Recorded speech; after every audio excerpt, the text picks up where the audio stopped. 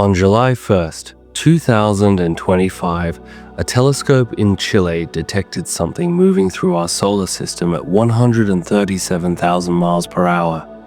What we found isn't just strange, it's impossible. And it might be watching us right now. Look, I know you've heard about weird space objects before. Oumuamua, Borisov, all that stuff. But this one is different. This one has scientists at Harvard saying there's a 30 to 40% chance it's not natural. Not a comet, not an asteroid, something else entirely. And the more we look at it, the worse it gets. This is 3I divided by Atlas, the third confirmed interstellar visitor to ever enter our solar system. And every single thing about it breaks the rules. 7 major anomalies that shouldn't exist together. Physics that doesn't work. Chemistry that looks industrial. A trajectory that seems planned. And a timeline that connects to something we heard almost 50 years ago. By the end of this video, you're going to understand why some of the smartest people on Earth are quietly terrified, and why what happens in the next few months could change everything we thought we knew about our place in the universe. Let's start with the basics, because you need to understand just how rare this situation is. In the entire history of human astronomy, we've only confirmed 3 objects that came from outside our solar system. 3. Out of billions of rocks and chunks of ice floating around out there, only 3 have ever made the journey from another star system into ours. The first one was Oumuamua in 2017. That thing was bizarre enough on its own. Cigar-shaped, moving weird, accelerating in ways that didn't make sense. It caused a huge debate in the scientific community. Some people said it was just a weird comet. Others, like Avi Loeb from Harvard, suggested it might be artificial. Alien technology. A probe or a solar sail from another civilization. Then, in 2019, we found a Borisov. That one was more normal. It looked like a comet, acted like a comet, had all the right chemical signatures. It put a lot of people at ease, made them think Oumuamua was just a fluke, a natural object that happened to be shaped funny. But now we have 3I divided by Atlas, and it makes Oumuamua look normal by comparison. The name itself tells you something. The 3I means third interstellar object. Atlas comes from the telescope system that discovered it. The Asteroid Terrestrial Impact Last Alert System in Chile. It's designed to spot things that might hit Earth, stuff that could be dangerous. On July 1st, 2025, Atlas flagged something moving through space. Fast. Really fast. Initial observations clocked it at 137,000 miles per hour relative to our Sunday. That's about 62 kilometers per second. To put that in perspective, that's faster than almost anything we've ever tracked in our solar system that wasn't artificially accelerated by gravity assists or rocket engines. The object was designated C divided by 2025 M1, and at first, astronomers thought it might be a long-period comet from the outer edges of our solar system. You know, something from the Oort cloud that got knocked loose and was making a trip around the Sunday. But then they calculated its orbit, and that's when everything changed. The trajectory wasn't elliptical, it was hyperbolic. That means it wasn't bound to our sun's gravity. It came from somewhere else, passed through our solar system, and unless something changes, it's going to leave and never come back. Interstellar. The third confirmed visitor from beyond our solar system. But here's where it gets uncomfortable. As more telescopes started tracking 3I divided by Atlas, as more data came in, scientists started noticing things that didn't add up. Things that violated what we know about comets and asteroids. Things that made people start asking questions they didn't really want to ask. Is this thing natural? Or did something build it? Let's talk about size first, because this is where the statistical nightmare begins. 3I divided by Atlas is huge. Early estimates put its diameter somewhere between 5 and 20 kilometers. That's 3 to 12 miles across. Now, that might not sound massive compared to planets, but for an interstellar object, it's absolutely enormous. Oumuamua, the first interstellar visitor, was estimated to be only about 400 meters long, maybe a quarter of a mile. 3I divided by Atlas could be up to 100 times larger than Oumuamua. 100 times. Why does that matter? Because of how rare large objects should be in interstellar space. Think about it this way. Stars don't just casually eject giant objects into the void between star systems. When a solar system forms, most of the material gets pulled into the star or into planets. The leftover stuff forms smaller bodies, comets, asteroids, Kuiper belt objects. And occasionally, gravitational interactions can kick some of those smaller objects out into interstellar space. But big objects? Those are rare. Really rare. The bigger something is, the more gravitational influence it has, and the harder it is to eject from a solar system. You'd need a really specific set of circumstances. A close encounter with a giant planet, maybe, or interactions in a young, chaotic planetary system. The math on this gets uncomfortable fast. Scientists have models for how many interstellar objects of different sizes should be passing through our solar system at any given time. And for something as large as 3I divided by Atlas, the numbers are tiny. We're talking about detection rates that would require either an impossibly dense population of giant interstellar objects floating between stars, or we're looking at something from an extremely rare population with very specific properties. And here's the kicker. It arrived at Earth, at our doorstep, in our solar system, in the brief window of time when we have the technology to detect it. The statistical probability of a natural object this size randomly wandering into our solar system and being discovered by us in this exact moment of human history is mind-bendingly small. It's not impossible, but it's uncomfortable. Some scientists have done the calculations. If you assume a natural distribution of interstellar objects based on what we know about planetary system formation, the odds of detecting something this large are roughly comparable to winning the lottery, except you didn't buy a ticket. The lottery just showed up at your house and handed you the winning numbers. Avi Loeb, the Harvard astrophysicist who's been studying this thing intensely, has pointed out that the size alone raises questions. Not proof of anything artificial, but questions. Red flags. Things that make you go, that's odd. And that's just the first anomaly. It gets so much worse. Comets are pretty straightforward. They're dirty snowballs from the outer solar system.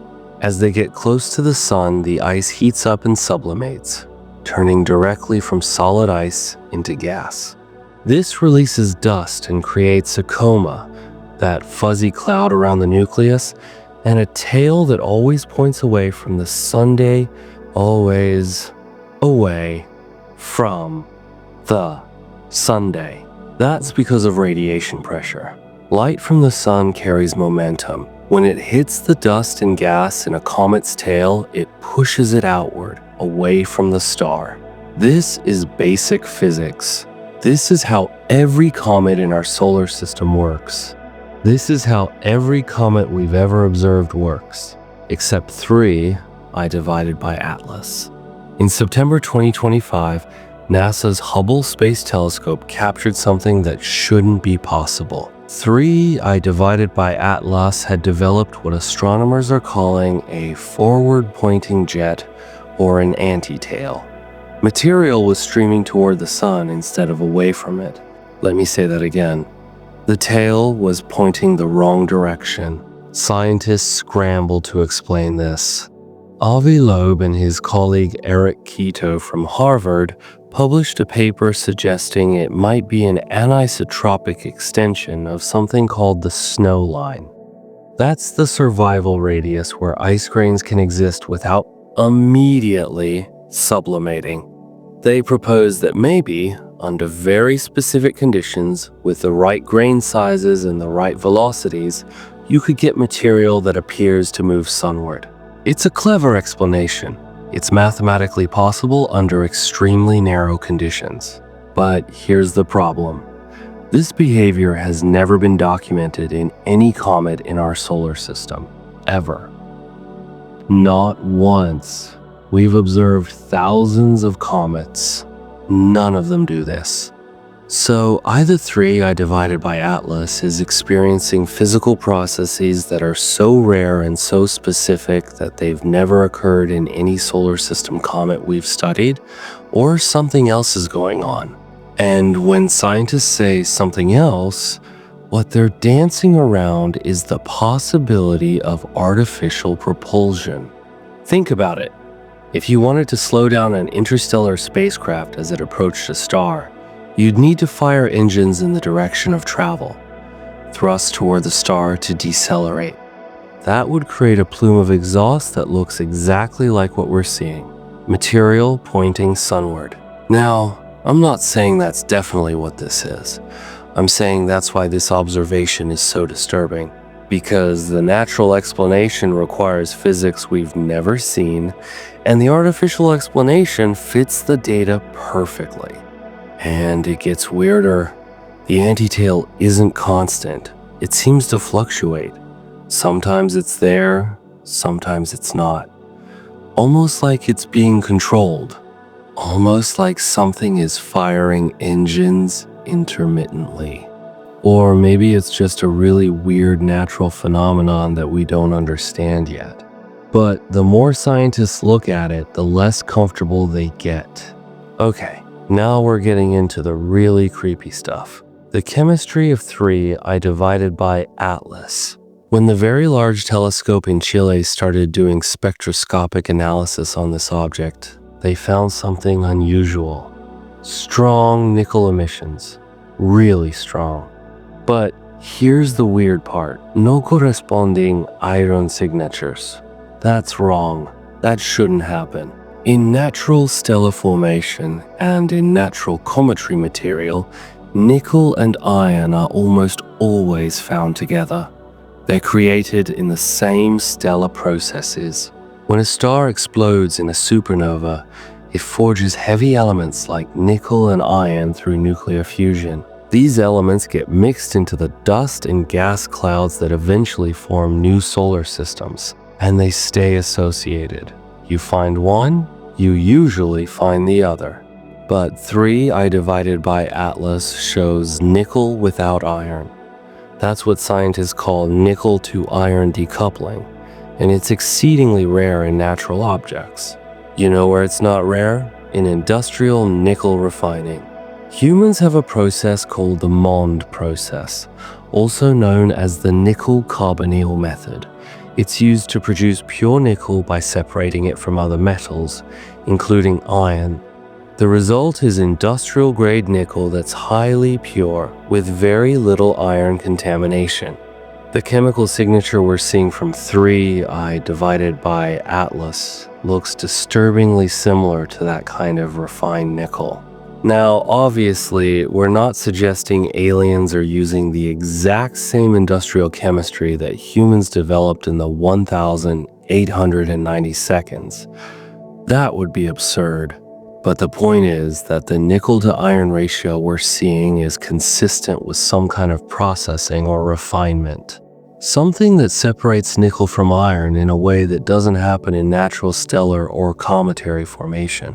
One research paper analyzing 3I divided by Atlas stated that this represents the first clear case where interstellar cometary metal emission is completely divorced from classical refractory release patterns. Translation: this is not how natural comets work. Could there be a natural explanation? Maybe. Some scientists have speculated that maybe the object formed in a region of a protoplanetary disk with unusual chemistry. Maybe it came from a star system with weird metallicity. Maybe there's some exotic process we don't understand that can separate nickel from iron in interstellar environments. But those are all maybes, and they're all reaching for explanations to avoid the uncomfortable implication that this thing's chemical composition looks manufactured. And it doesn't stop with a nickel. Let's talk about the carbon dioxide. In early August 2025, NASA's James Webb Space Telescope turned its infrared instruments toward 3I divided by Atlas. JWST can analyze the composition of cometary comas with incredible precision. What it found was shocking. The coma of 3I divided by Atlas is 95% carbon dioxide and only 5% water. That ratio is completely backwards from what we expect. Natural comets in our solar system are mostly water ice. Water is by far the dominant volatile. Carbon dioxide is present, sure, but usually in much smaller amounts. A typical comet might be 80 to 90% water, with CO2 making up maybe 10 to 20% of the volatile content. 3I divided by Atlas is the opposite. It's 18 times richer in carbon dioxide than it should be at its distance from the Sunday. And here's the really weird part. That ratio deviates 6.1 standard deviations from normal cometary compositions. In statistics, when something is more than 3 standard deviations away from the mean, it's considered highly unusual. 6.1 standard deviations? That's basically off the charts. That's this shouldn't exist territory. Scientists are struggling to explain it. One hypothesis is that maybe the object formed in a colder region of its home star system, where carbon dioxide ice was more stable than water ice. But even that doesn't fully account for the extreme ratio we're seeing. Others have suggested that maybe this is what comets look like in other star systems. Maybe our solar system comets are the weird ones, and 3I divided by Atlas is showing us what normal cometary chemistry looks like elsewhere in the galaxy. But that's just speculation. The honest answer is, we don't know why it has this composition. We just know it's wrong. Deeply, statistically, uncomfortably wrong. And when you combine the nickel-iron decoupling with the bizarre carbon dioxide ratio, you start to get a picture of an object whose chemistry doesn't match anything natural we've encountered. It looks designed. It looks like someone picked specific materials for specific reasons. Or maybe it's just a really, really weird space rock from a really, really weird star system. But the more data we get, the harder that explanation becomes to swallow. Comets sublimate. That's what they do. As they approach the sun, solar radiation heats up the ice and it turns into gas, creating the coma and the tail. This process is well understood. We have models. We can predict when a comet will start outgassing based on its distance from the Sunday. For water ice, the sublimation threshold is usually around 3 astronomical units from the Sunday. That's about 3 times the distance from Earth to the Sunday. Inside that distance, water ice gets warm enough to sublimate. Outside that distance, it stays frozen. 3I divided by Atlas is currently about 2.7 astronomical units from the Sunday, so it should be sublimating water. That's not weird. What's weird is that it was sublimating water way earlier than it should have been. NASA's Swift Observatory detected water vapor emissions from 3I divided by Atlas using ultraviolet spectroscopy. They found hydroxyl radicals, which are the signature of water molecules being broken apart by sunlight, and they measured the rate of water emission at about 40 kilograms per second. 40 kilograms per second. That's a fire hose. That's an insane amount of water for an object that's supposed to be a cold, inactive chunk of ice. And it's not just the rate, it's the distance. 3I divided by Atlas was detected emitting water vapor when it was nearly 3 times farther from the sun than Earth.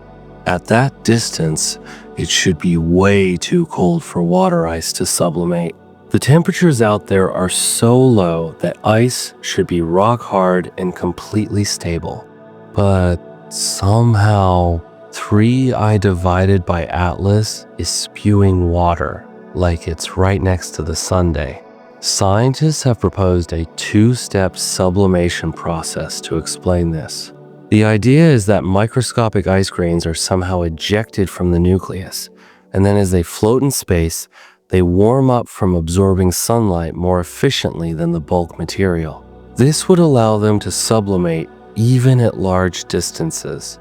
It's a possible explanation, but it's also extremely rare. No other comet has shown this behavior at these distances, and it requires a very specific set of conditions that just happen to align perfectly in this one object. Oh, and here's another kicker. At least 8% of 3I divided by Atlas's surface appears to be active. 8%. Most comets have active areas covering maybe 3 to 5% of their surface. So this thing has nearly double the active surface area of a typical comet. That suggests either extremely accessible subsurface ice deposits, which is unusual for an object that's been traveling through the cold of interstellar space for millions or billions of years, or it suggests some kind of mechanism for generating water vapor that isn't purely solar heating. And when scientists say mechanism, they're tiptoeing around the word artificial. Imagine a spacecraft with water tanks, or a cooling system, or a propulsion system that uses water as reaction mass. Any of those would produce water vapor emissions that don't follow the normal rules of cometary sublimation. Again, I'm not saying that's what this is. I'm saying that's why this observation is so troubling. Because the natural explanations require rare, specific, never-before-seen processes, and the artificial explanation is straightforward and fits the data. Let's talk about where this thing is going, because the path it's taking through our solar system is statistically absurd.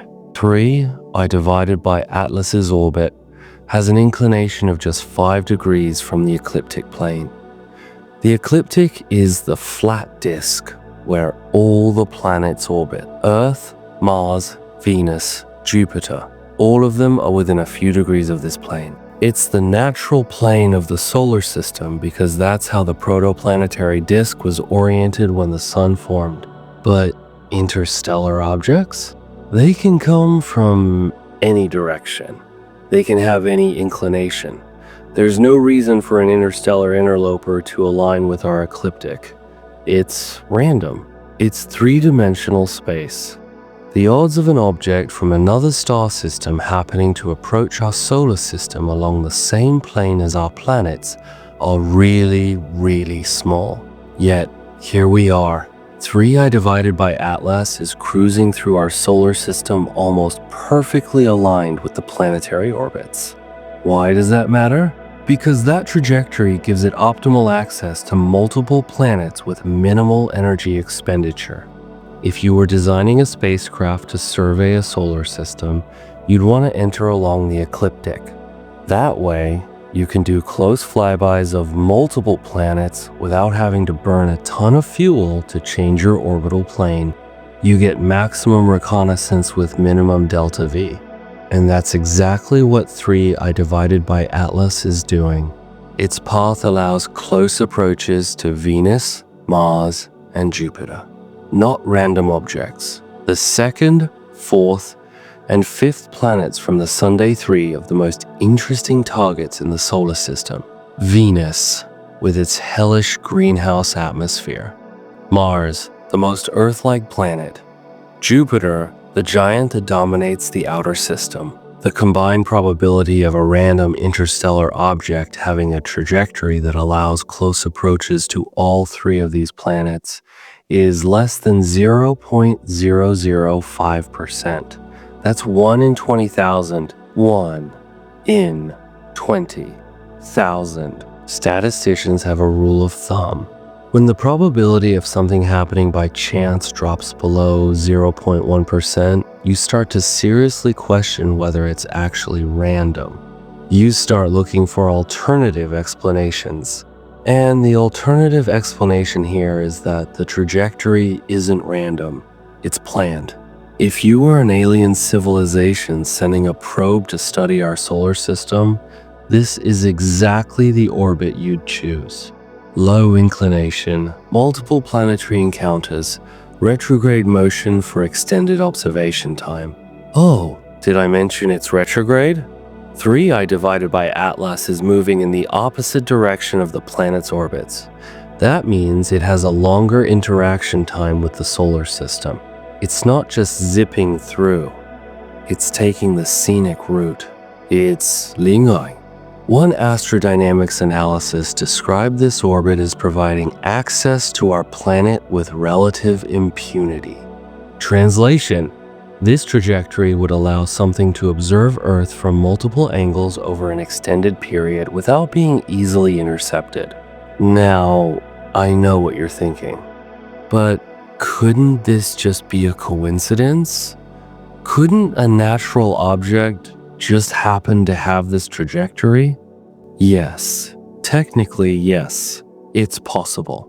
But when you stack up all the probabilities, the size, the chemistry, the anti-tail, the water emissions, and now this perfect trajectory, you start running into what statisticians call compounding unlikelihoods. Each individual anomaly might have a natural explanation with a small but non-zero probability.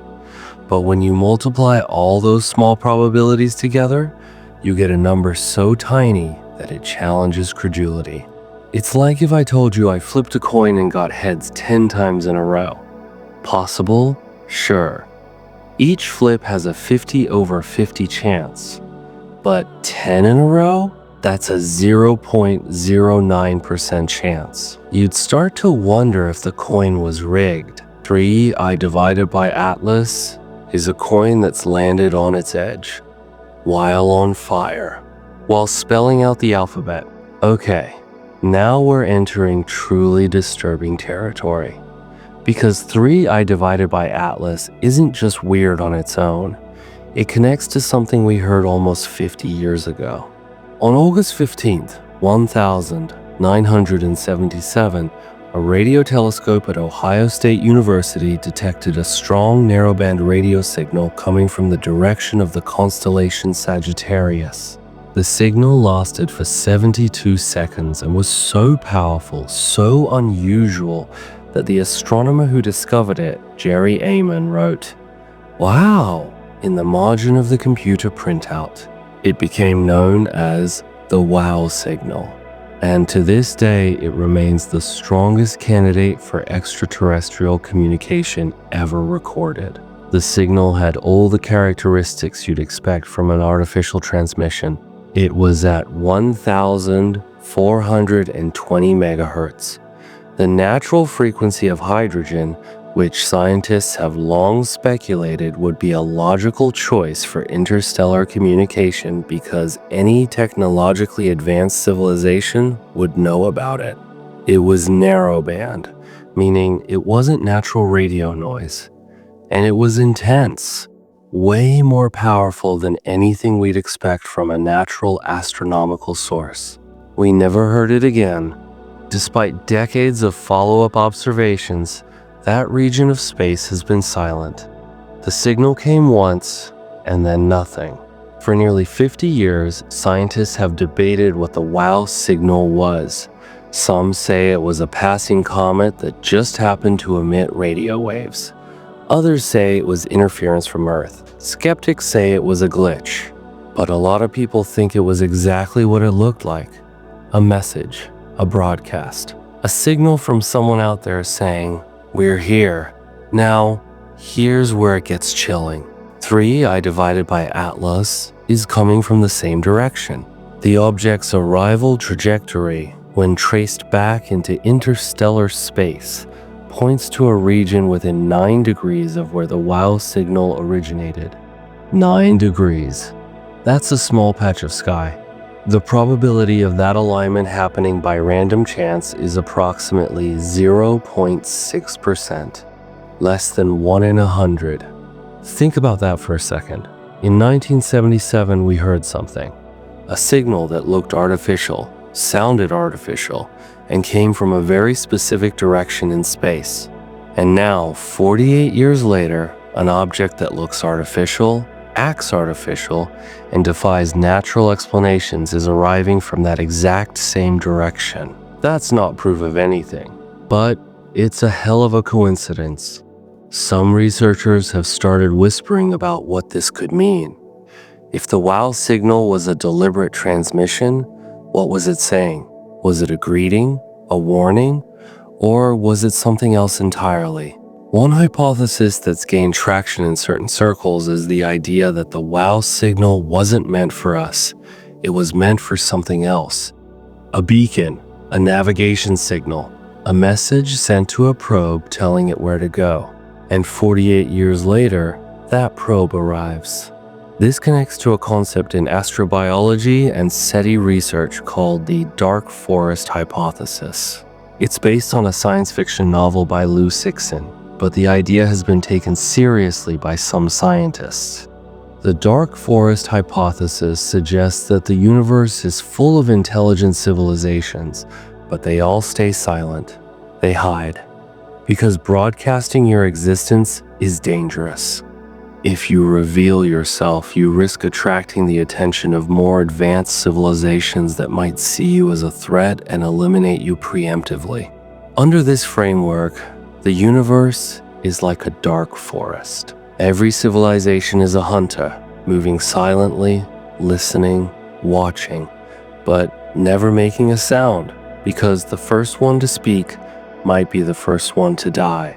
If that's true, then the WOW signal might have been a mistake, an accidental broadcast, or a deliberate one-time message designed to trigger a response from a probe already in transit. And 3I divided by Atlas might be that probe. An automated reconnaissance craft sent to investigate the source of radio transmissions from our solar system. A silent observer gathering data, staying hidden, reporting back to its creators. Now, I know this sounds like science fiction. I know it sounds paranoid. But here's the thing. The dark forest hypothesis isn't fringe lunacy. It's been discussed in peer-reviewed papers. It's been analyzed by serious scientists trying to understand the Fermi paradox. The question of why we haven't detected any signs of alien life despite the vastness of the universe. And when you look at 3I divided by Atlas through that lens, the behavior starts to make sense. It's not broadcasting, it's not signaling, it's quiet. It's moving through our solar system on a trajectory that allows maximum observation with minimal detection. It's studying us, watching, reporting, or maybe it's just a comet.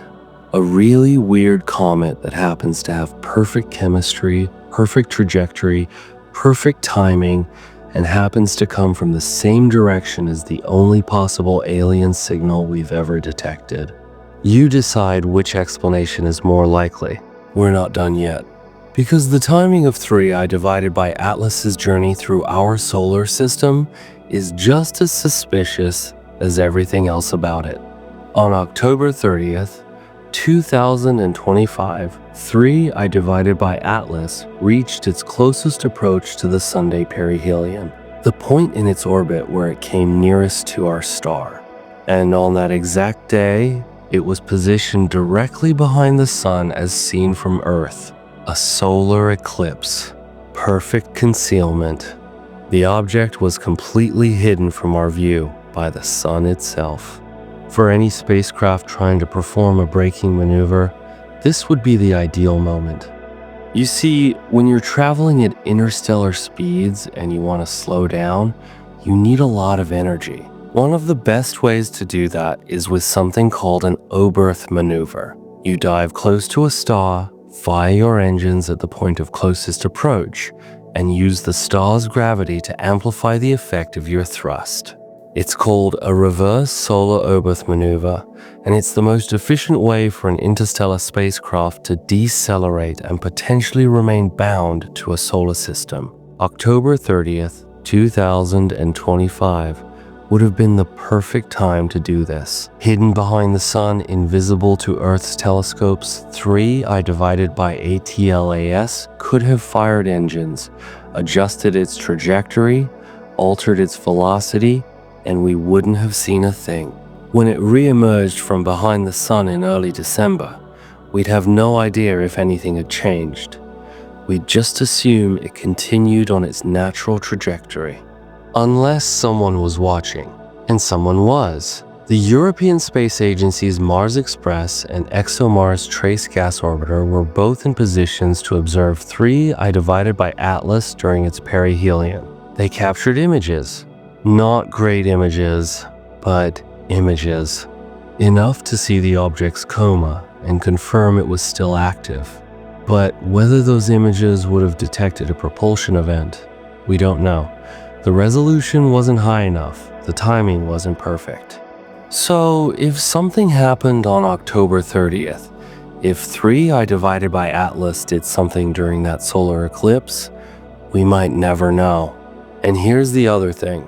Just 3 days earlier, on October 3rd, 2025, 3I divided by Atlas passed within 17 million miles of Mars.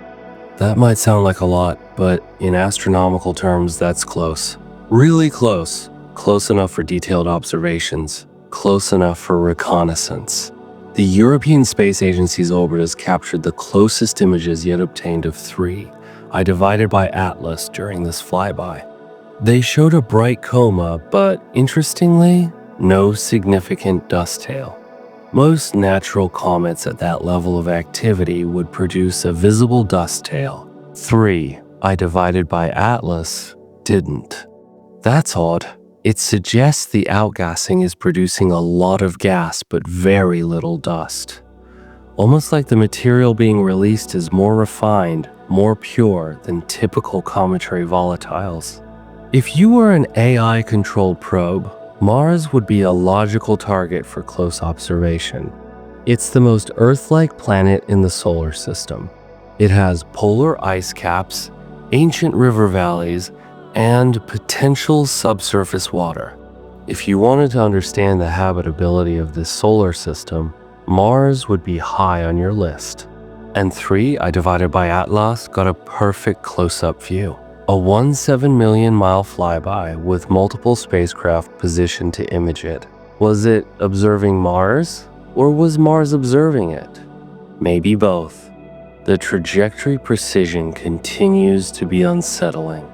This wasn't just a close approach to Mars. It was the closest approach to any planetary body during 3I divided by Atlas's entire transit through the inner solar system. Not Venus, not Earth, not Jupiter.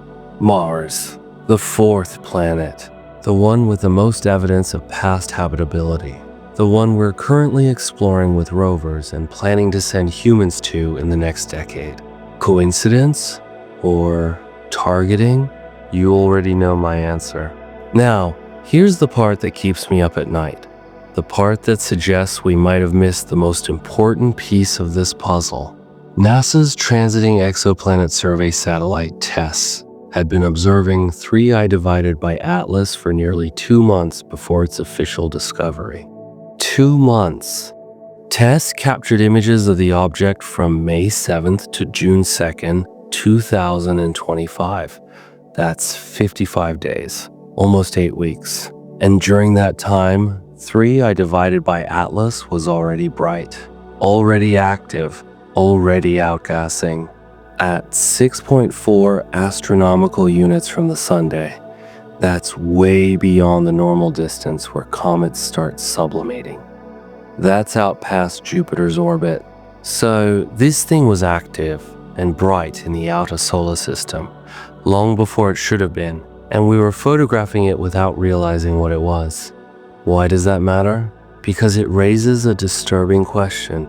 How long was it really out there before we noticed? TESS wasn't specifically looking for comets or asteroids.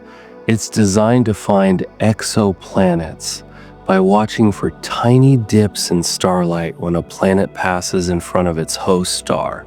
But it captures images of large swaths of the sky, and those images get archived. When 3I divided by Atlas was officially discovered on July 1st, scientists went back through the TESS data and found it sitting there in the images from May and June. Bright, active, visible. But nobody was looking for it. Nobody was analyzing those images for transient objects, which means there could be other observations, older observations, images from other surveys, other telescopes, other archives, where 3I divided by Atlas appears as an unidentified blur in the background. Some researchers have started combing through archival data, trying to trace 3I divided by Atlas's path backwards, trying to figure out when it first entered the inner solar system, trying to see if it did anything unusual on its way in. And here's the terrifying part. The 55-day TESS observation period shows steady brightening, consistent with the object getting closer to the sun and heating up, or consistent with artificial power systems coming online as the object neared its target. Both explanations fit the data. One is natural, one is not. If 3I divided by Atlas is a probe, and if it was dormant during its long journey through interstellar space, then you'd expect it to wake up as it approached the solar system. You'd expect power systems to activate, instruments to come online, propulsion to start firing. And that's exactly the pattern we see in the TESS data. A gradual brightening over nearly 2 months as the object moved from the outer solar system toward the Sunday. It could be ice sublimating, or it could be a machine waking up. We don't know. And that's the most unsettling part. We have the data, but we can't definitively interpret it. Both explanations are plausible. Both fit the observations. And in the absence of certainty, we're left with probabilities. And those probabilities, when you stack them all up, when you consider every anomaly, every coincidence, every statistical outlier, they start to point in a direction that most scientists are terrified to publicly acknowledge. This might not be natural. So, where are we now? What's happening with 3I divided by Atlas as I'm recording this? The object is currently moving away from the sun, heading back out into the outer solar system. It re-emerged from behind the sun in early December 2025, visible again from Earth-based telescopes. And it's being watched intensely. The European Space Agency's JUICE spacecraft, which is on its way to Jupiter, is positioned to observe 3I divided by Atlas in November 2025. JUICE has some of the most advanced spectroscopic instruments ever sent into space. It can analyze the composition of the object's coma with incredible precision. If there's anything unusual in that coma, anything that doesn't fit natural chemistry, JUICE will find it. And in March 2026, 3I divided by Atlas will make its closest approach to Jupiter. Not a collision, just a flyby. But close enough for Jupiter's gravity to significantly alter the object's trajectory. After that, it's gone. Out of the inner solar system, into the dark, never to return. Unless it changes course. Unless it does something during that Jupiter encounter that we don't expect. Scientists are preparing. Telescopes are being scheduled. Observation campaigns are being coordinated. Because this is humanity's last chance to study this object. up close. This is our last chance to figure out what it really is. And the implications of that answer are staggering. If 3i divided by Atlas is natural, if every anomaly has a mundane explanation that we just haven't figured out yet, then we've discovered the weirdest comet in the history of astronomy. We've found an object that breaks every rule we thought we understood about cometary physics and chemistry. And that means our models are wrong. Our understanding of how planetary systems form and evolve is incomplete. That would be revolutionary for science, but it would be safe, comfortable. The universe would still make sense. We just need to update our textbooks. But if it's not natural, if even one of these anomalies turns out to be artificial, if the nickel emissions are from refined materials, if the anti-tail is actually a propulsion system, if the trajectory was planned, if the wow signal connection is real, then everything changes. The dark forest implications. Let's think through what it would mean if 3i divided by Atlas is a probe from another civilization. First, it means we're not alone, obviously. But more than that, it means someone out there has technology capable of interstellar travel. They can build machines that survive the cold, the radiation, the emptiness of space for potentially thousands or millions of years. They can navigate across light years with precision. They can target specific solar systems.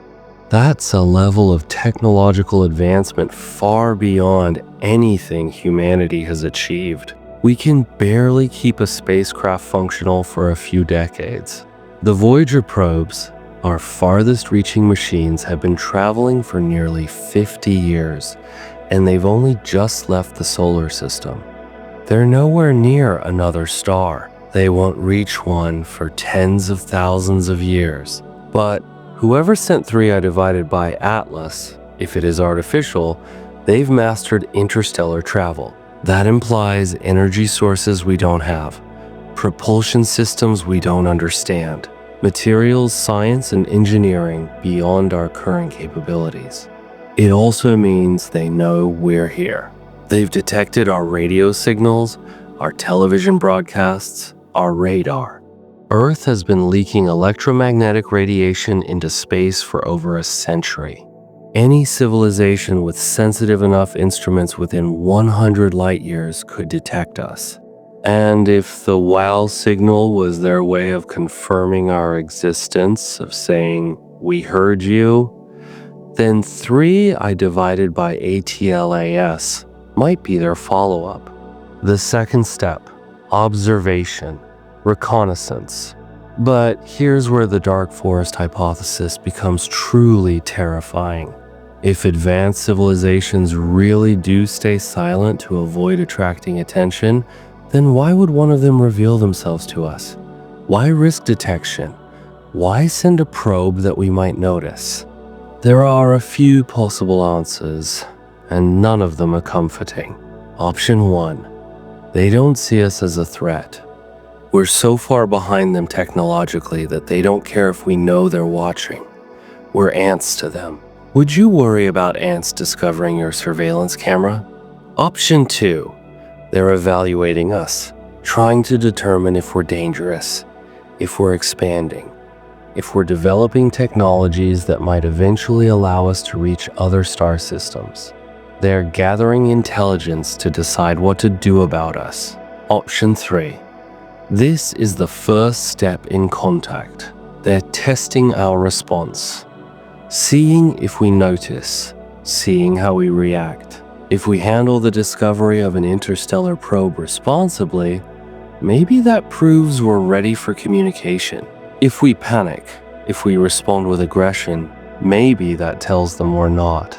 Or option 4, this is the first step in something else, something darker. In the dark forest scenario, if a civilization reveals itself, it's often because they've already decided what they're going to do. The probe isn't just observing, it's mocking, targeting, preparing. Maybe 3i divided by Atlas is gathering data for a larger operation.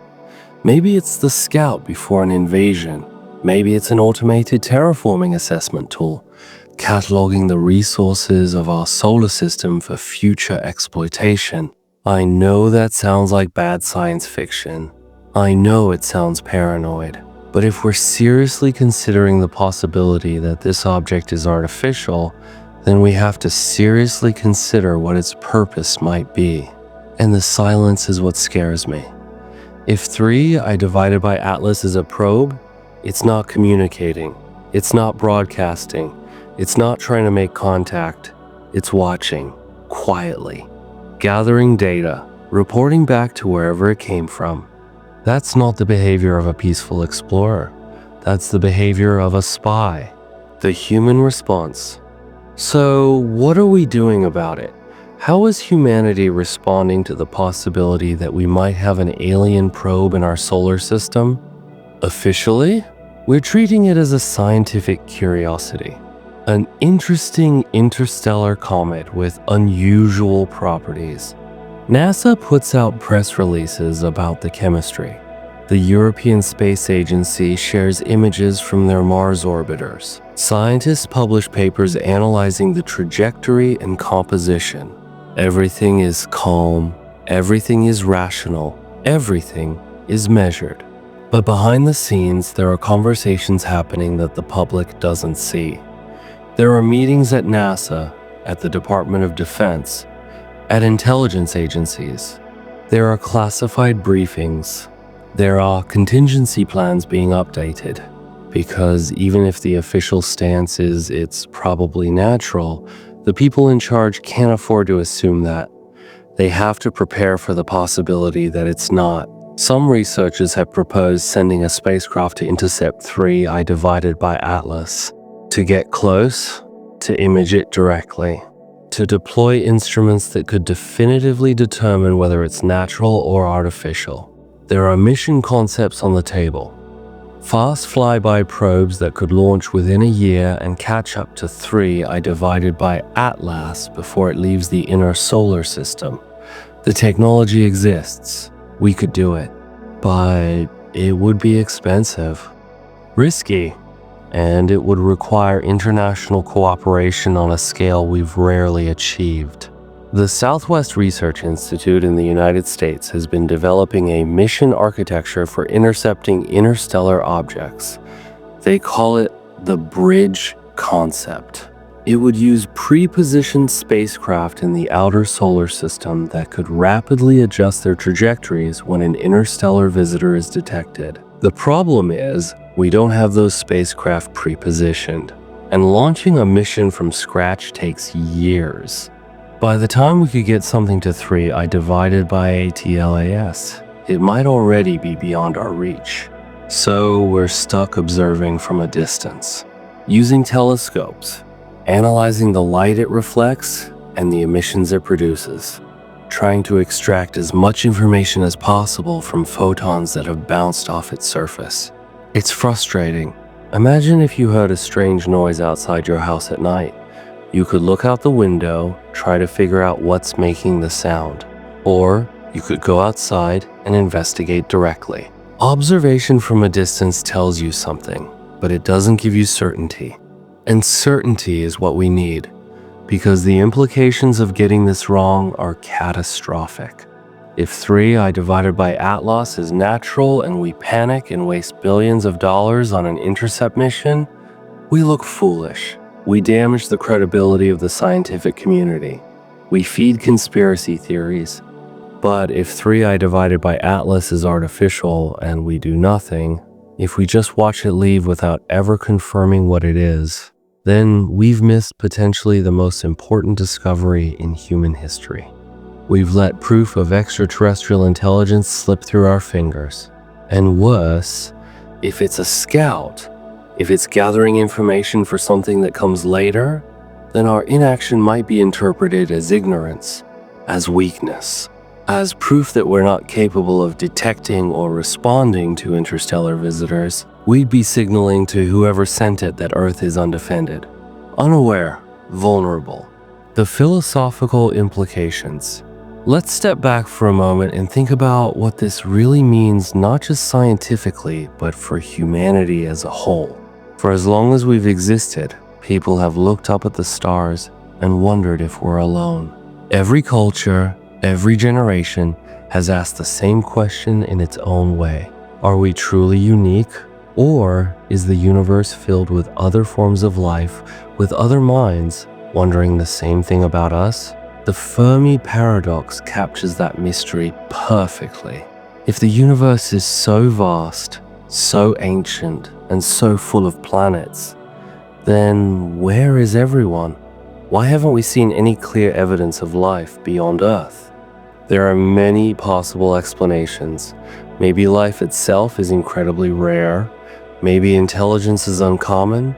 Maybe civilizations only last a short time before fading away. Or maybe, just maybe, the universe is teeming with life, but we simply haven't learned how to recognize it yet. And what if something like 3I divided by Atlas isn't just another rock in space? What if it's something more, a signal, a messenger, or a probe from somewhere far beyond? If that were true, it would mean that at least one civilization has achieved interstellar travel, that they've reached across the void and found us. Such a discovery would change everything. It would reshape our understanding of our place in the cosmos. We would no longer be a solitary species on a small blue world, but one among countless others, part of a larger, interconnected universe. But it would also bring new questions. How many other civilizations exist? What are they like? Are they curious, cautious, or simply observing us from afar? And how should we respond? Would we reach out and try to communicate, to learn and share? Or would we choose to stay quiet, to listen, and to understand before speaking? These questions would no longer be theoretical. They would become real matters for scientists, governments, and all of humanity to consider carefully. The discovery of something like 3I divided by Atlas wouldn't just be a scientific event. It would be a cultural and psychological turning point. Some would celebrate it as a new beginning, a moment of connection and wonder. Others might feel uncertain, overwhelmed by the scale of it all, and many would simply struggle to comprehend what it means for our future. How we respond calmly, thoughtfully, and together would reveal who we really are as a species. It might even be a kind of test, a moment for us to show whether we can face the unknown not with fear, but with curiosity, cooperation, and hope. Right now, we stand at the edge of that mystery, watching, waiting, learning. Perhaps that's exactly where we need to be. The timeline moving forward. Let me give you the dates you need to pay attention to, because this story is still unfolding. We're living through it right now. November 2025. That's when the European Space Agency's JUICE spacecraft is scheduled to conduct its detailed spectroscopic observations of 3I divided by Atlas. If there's anything in that coma that definitively proves artificial origin, JUICE should detect it. The data will take time to analyze, but by late November or early December, we might have answers. December 2025. That's when 3I divided by Atlas fully reemerges from behind the sun and becomes easily observable from Earth again. Major telescopes around the world are already scheduling observation time. Hubble, the Very Large Telescope, the Keck Observatory, the Subaru Telescope in Hawaii. Everyone wants a piece of this. January 2026. Peak observation window. 3I divided by Atlas will be bright, active, and positioned favorably for Northern Hemisphere observers. If there are any major announcements about its nature, they'll probably come during this period. March 2026. Jupiter encounter. This is the big one. 3I divided by Atlas will pass close enough to Jupiter that the giant planet's gravity could alter its trajectory. Scientists will be watching to see if the object does anything unexpected during this encounter. Any propulsive maneuvers would be most likely during this window, April 2026 and beyond. After the Jupiter flyby, 3 I divided by Atlas heads back out into the depths of the solar system. It'll become fainter, harder to observe. By mid-2026, it'll be beyond the reach of most ground-based telescopes. By 2027, it'll be gone. A fading dot disappearing into interstellar space. That's our window. 6 months, maybe less. That's how long we have to figure this out. And then it's over. 3 I divided by Atlas leaves, taking its secrets with it. And we're left wondering what it was, what it saw, what it reported back to wherever it came from. Unless we send something after it, unless we make the decision to intercept it, to study it up close, to get definitive answers before it's too late. But that would require a level of urgency and international cooperation that humanity rarely achieves. It would require governments to take the possibility seriously. It would require funding, resources, and rapid development of intercept missions. And I'm not sure we have the will to do that, because admitting that 3 I divided by Atlas might be artificial means admitting that we're not alone. And that's a psychologically destabilizing truth that most people aren't ready to confront. So we'll probably just watch it leave. We'll study it from a distance, we'll publish papers, we'll debate. And decades from now, it'll be a historical curiosity. The weird interstellar object from 2025 that nobody could quite explain. Unless something changes, unless something happens during the Jupiter encounter that forces us to acknowledge what it really is. The worst case scenario. I want to talk about something that keeps me up at night. Something that most people discussing 3 I divided by Atlas aren't saying out loud. What if it's not alone? Think about it. If you're an advanced civilization sending probes to explore the galaxy, you don't send one. You send thousands, millions. You automate the process. You create self-replicating von Neumann probes that can build copies of themselves using resources from asteroids and comets. It's the most efficient way to explore the galaxy. You send out a wave of probes. Each one heads to a different star system.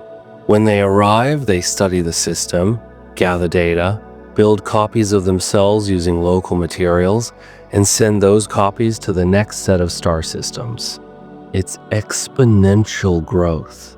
Within a few million years, a civilization could have probes in every star system in the galaxy.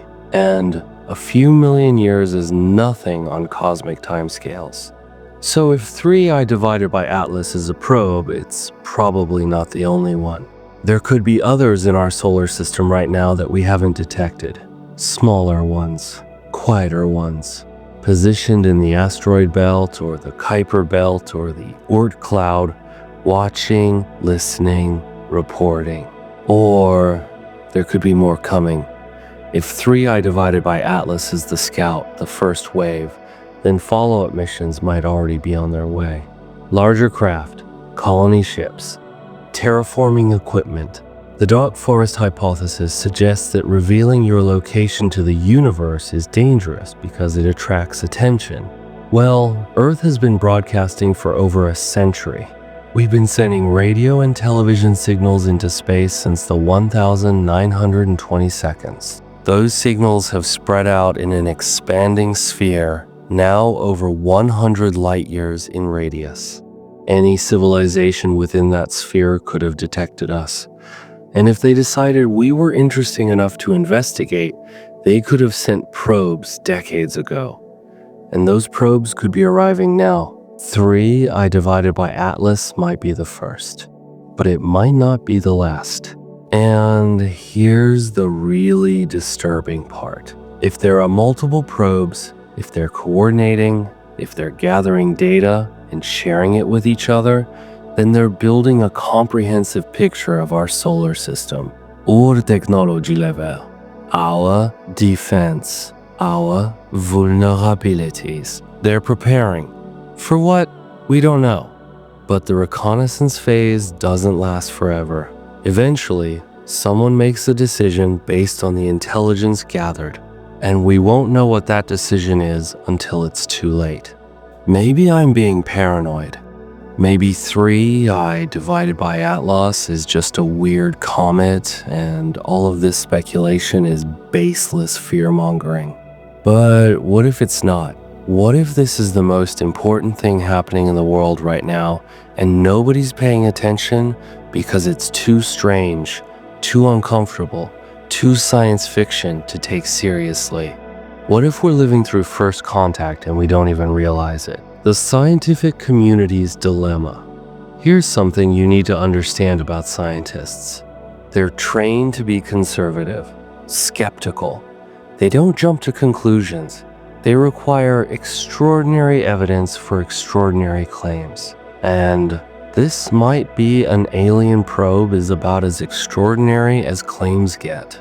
So even scientists who privately think 3I divided by Atlas might be artificial are very, very careful about what they say publicly. Because if they're wrong, their careers are over. They'll be labeled as cranks, as UFO enthusiasts, as people who let their imaginations run wild. The scientific establishment punishes speculation about aliens. It's seen as unserious, fringe, the kind of thing that damages your reputation and makes it hard to get funding for future research. So what happens is a lot of coded language, a lot of this is highly unusual, and we can't rule out alternative explanations, and further study is needed. Scientists will list all the anomalies, carefully document everything that doesn't fit the natural explanation, and then conclude with something vague like, the origin and nature of this object remain uncertain. They're hedging, they're protecting themselves. Because committing to this might be artificial is career suicide unless you have absolutely bulletproof evidence. Avi Loeb is one of the few exceptions. He's a tenured professor at Harvard, one of the most prestigious astrophysicists in the world, and he's willing to say out loud what others only whisper. He's published papers suggesting Oumuamua might have been artificial. He stated publicly that 3I divided by Atlas has a 30 to 40% probability of being alien technology. And he's been attacked for it. Other scientists have called him irresponsible, sensationalist, accused him of seeking attention, said he's damaging the credibility of SETI research by making wild claims. But here's the thing, Loeb isn't making wild claims. He's doing the math. He's looking at the probabilities. He's applying the same rigorous analysis to interstellar objects that he'd apply to any other astronomical phenomenon. And the numbers keep coming up weird. He's not saying this is definitely aliens. He's saying we should seriously consider the possibility and investigate accordingly, which is exactly what a scientist should say when confronted with data that doesn't fit existing models. But the culture of science doesn't reward that kind of thinking when it comes to aliens. It rewards caution, skepticism, the default assumption that everything has a natural explanation until proven otherwise. And that creates a problem, because if we default to it's probably natural and we never investigate the artificial hypothesis seriously, then we might miss the most important discovery in human history.